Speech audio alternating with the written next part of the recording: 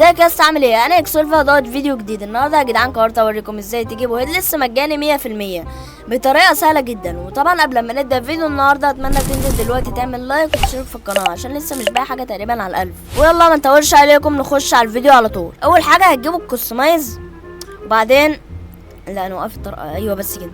وبعدين هتجيبوا الهيد والبادي ديت اللي هي تاني اختيار فوق، وبعدين هتجيبوا على الكلاسيك هيد وتختاروا الهيد ديت،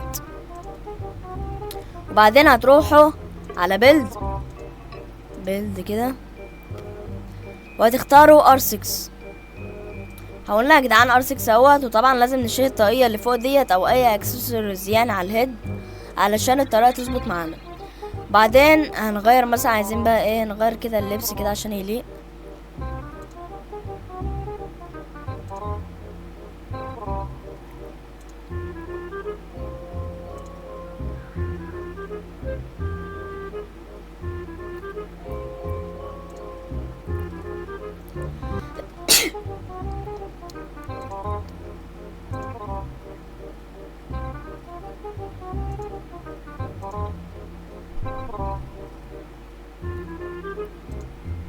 ماشي يا جدعان، جبنا التيشيرت الجامد فشخ دوت. المهم دلوقتي هنروح على الهيد والبادي، وبعدين هنختار الهيل ايه بس، الله اكبر على هير يا جدعان. ونختار اي شعر اسود. طبعا عندكم حاجات مجانيه كتير فشخ اهيت.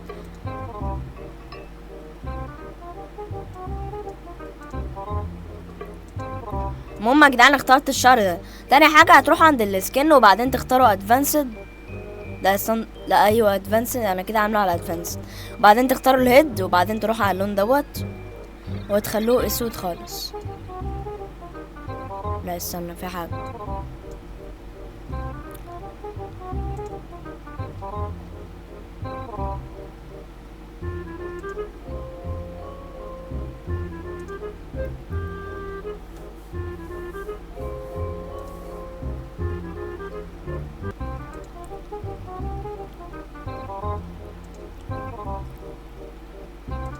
بعدها يا جدعان هتختاروا الهيد زي ما قلنا، وبعدين تختاروا تخلوها اسود خالص كده، خليناها اسود. بعدين هتروحوا عند الكلاسيك هيدز تاني، بعدين تختاروا الهيد ده، بعدين تروحوا عند الهير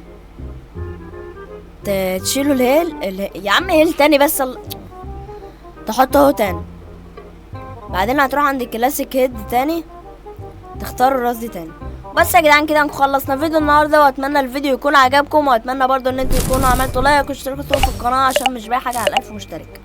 ويلا بيس اوت.